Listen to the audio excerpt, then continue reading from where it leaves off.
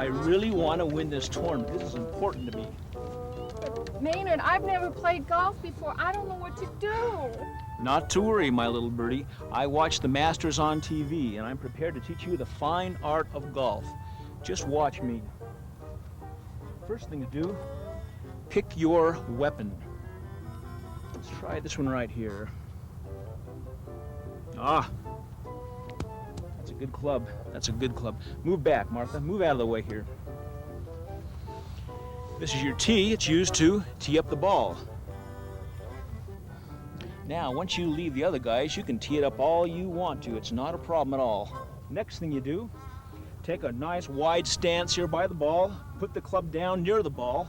Your grip is very, very important. Grip with both hands. Both hands. Okay, Martha, you keep your left arm straight. You bend your right arm. Bring the weapon back slowly. And voila!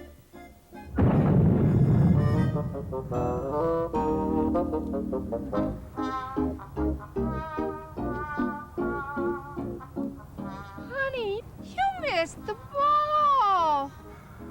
Martha, of course I missed the ball. That's the divot method of instruction.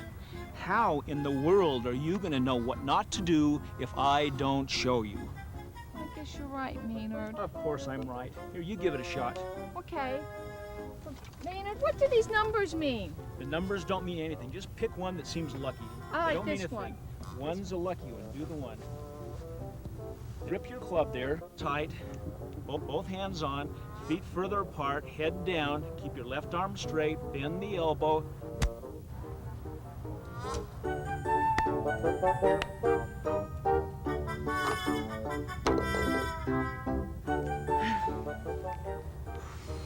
Oh, Maynard, I'm sorry I hit it so far. Not as sorry as those men on the green. It was not your turn to go in the cup. Now, if you're not going to listen to instructions, we're not going to get anywhere.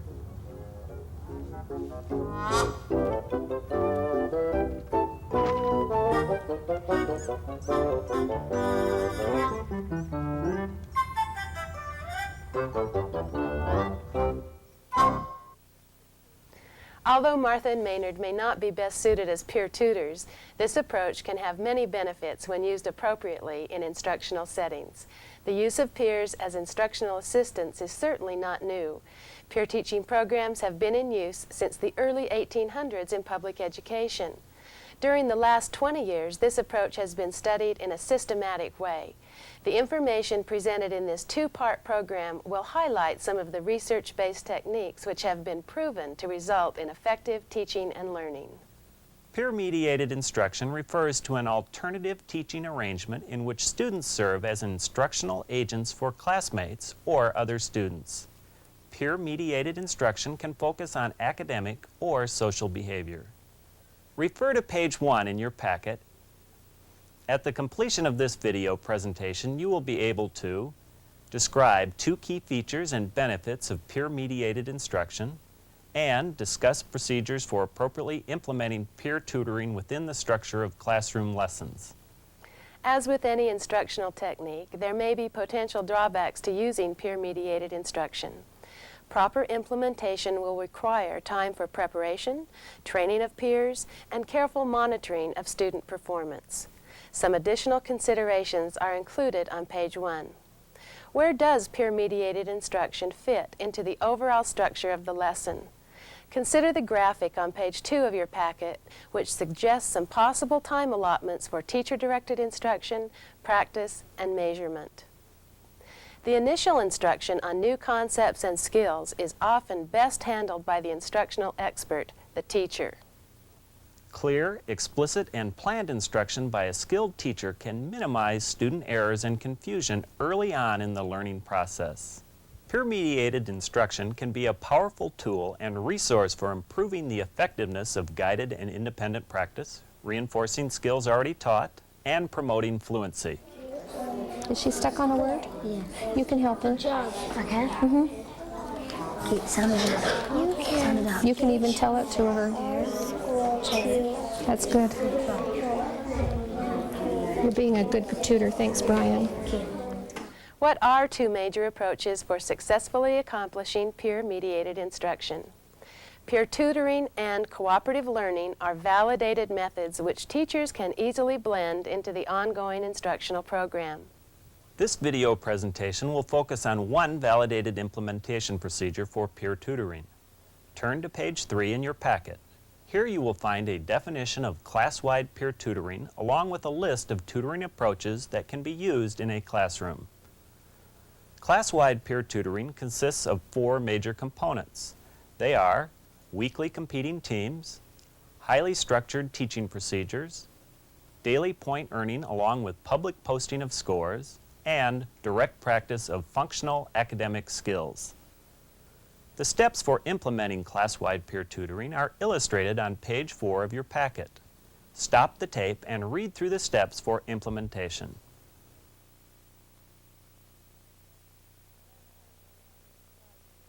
Each of the steps in the flowchart will now be described in more detail.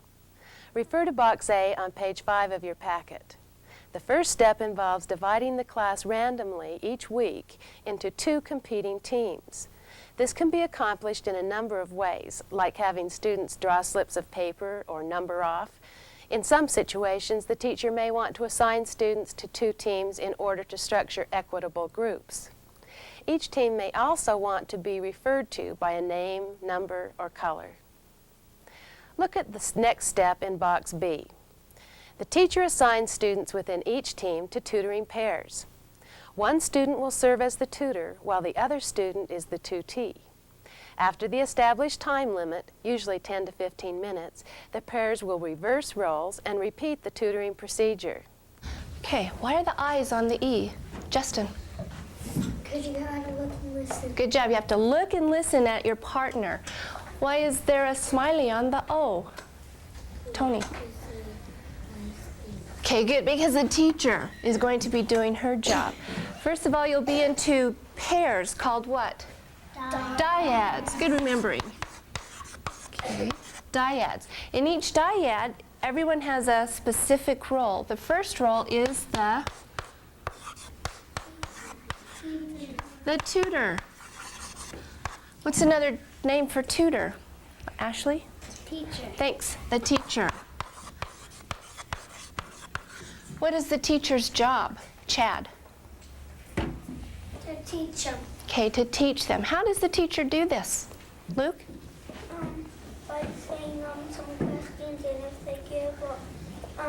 and if they get it, I'd say some nice things. Good job. By asking some questions, if the tutor gives a question and the tutee or the student answers correctly, say some nice things. What are some nice things you could say?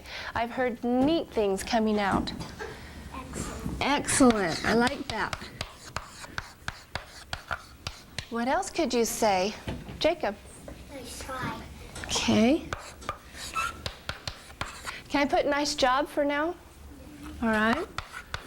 What else have I heard? I've heard some neat things coming. Marvelous. Marvelous. What else might you say? Anthony. Fantastic. Fantastic.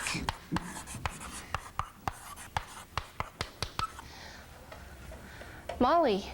Good job. Good job. What else? Gerald.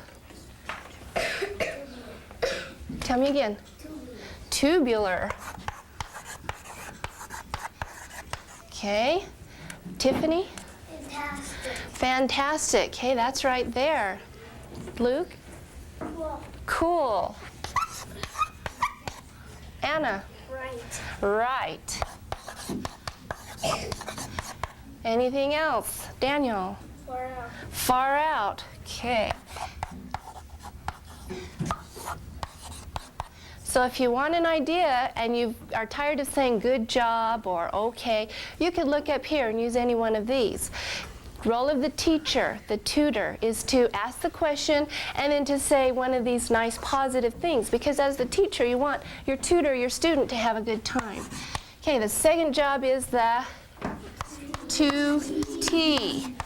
Job of the tutee is to look and listen. Okay, student. Okay. When you ask a question, and the 2D gets it right, you say one of these things. What if the 2T answers it incorrectly? Makes a mistake. What could you say so that their feelings won't be hurt, but you can help them out? Megan? Nice try. Vivian? I'm sorry. Oh, I'm sorry. Okay. Okay. Nice try, but try again. Okay, good. And what does the teacher say?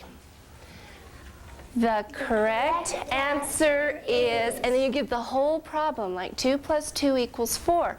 What does the student say, the 2T? The correct answer is 2 plus 2 equals 4. And then the tutor says one of these things. Good job. Refer now to page 6 and look at box C. When conducting tutoring sessions, students must follow prescribed instructional procedures while working in pairs or dyads. One such procedure is outlined on this page. The tutor presents an item such as a math problem, spelling word, vocabulary word, or item on a study guide, and the 2T must say and write the response on a separate sheet of paper.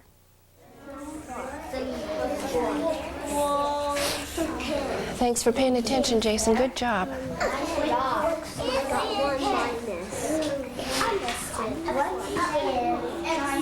Thanks for helping him out, Whitney.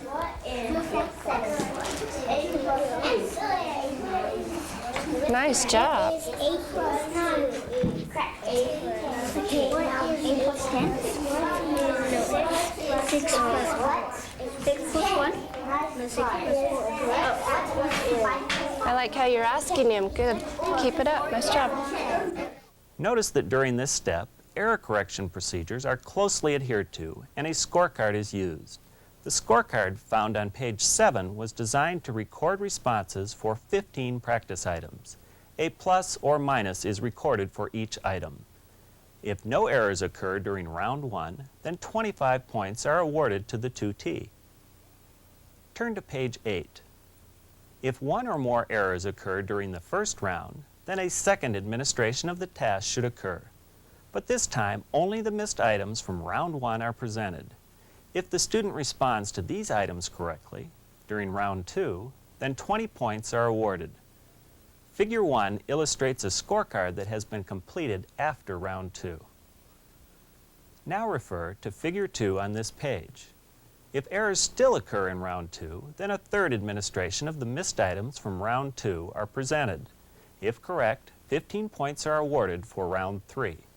If it is necessary to go on to round 4, 15 points can also be awarded for successful completion of the missed items.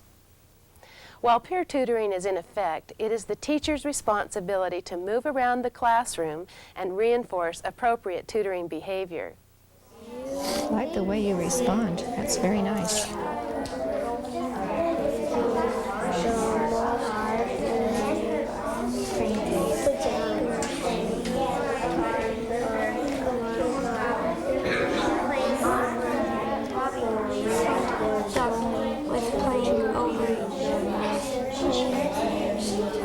Tell him this word again. This is the one he had trouble with. Robbie, did you get that word? Embarrassing. Okay, say that one again. Okay, now read the sentence again. That's nice, Christina. Thank you for helping him. On page 9, a completed scorecard with bonus points is shown. Bonus points are awarded and recorded throughout the tutoring sessions. Some examples of tutor and 2T behaviors that can be reinforced are listed on this page. Stop the tape to review this list. Okay. The next step in the class-wide peer tutoring process is described on page 10 under box D. Immediately following the tutoring session, dyads total their daily points and record them on a class-wide score sheet posted in the room. Now put your first student's score with your score, both people in your dyad, add them together on your paper, and I'm going to call for your scores in a minute. Give you a second to do that, tutors.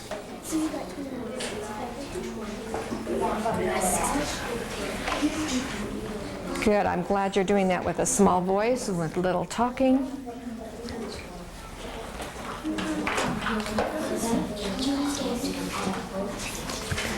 Okay, reptiles. Could you give me your score, please? 64. Is this on both of you together or one? One dyad is 64. We'll come back to you, okay? Ours is 67. 67? Okay, and your score? 54. An example score sheet is pictured on page 10. Remember that during each tutoring session, both students must serve as tutor and tutee, and the points recorded on the score sheet represent a combined score. Refer to box E on page 11 of your packet. Tutoring sessions usually occur 3 or 4 times a week and are followed by a test or quiz, which is directly related to the material practiced during the tutoring sessions. Brief quizzes, which are administered individually, can be given once a week or more frequently. Each student should earn points for every correct answer on the quiz. Dyads then combine their quiz points and report them as a total to be recorded on the class-wide score sheet. An example of a completed class-wide score sheet is shown on page 11 to illustrate the recording of combined quiz scores. At the end of the week, as shown in box F on page 12, all points, including the round points from tutoring sessions, bonus points, and quiz points are totaled. Then I'll call each table up and we'll get a total for the 2 dyads, the total score. The table that has the most points will get a point for the board and a chance card. Questions? Okay, I'd like you to add them up now, and I'll call you up. The winning team of the week is announced and some type of recognition or reinforcement should be provided. I like how well table 2 is looking. Nice job. Okay, please put your hands down. Eyes this way. Table 1 had 36. Table 2 has 36 points. Table 3 has 48 points. Table 4, 42 points. Table 5, we doubled your score, 32 points. And Table 6, 48 points. There is a tie with Table 3 and Table 6. We'll give both of them a point and give them a big round of applause. They are our grand winners. Nice job. Weekly results, as well as outstanding individual efforts, can be posted in the classroom, printed in school bulletins, announced through achievement certificates, or reinforced through raffle drawings. Some other ideas along this line are included on page 12. Class-wide peer tutoring has been shown to be an effective strategy to improve students' academic and social skills across subject areas, age levels, and instructional settings. What's happening each time we've done this, Maria? They're getting higher. What does that tell you about the work that we're doing in peer tutoring? Yes, you're getting smarter. Doing a great job. A listing of research findings and some relevant articles related to class-wide peer tutoring are included in Appendix A of this packet. Please stop the tape to locate Appendix A.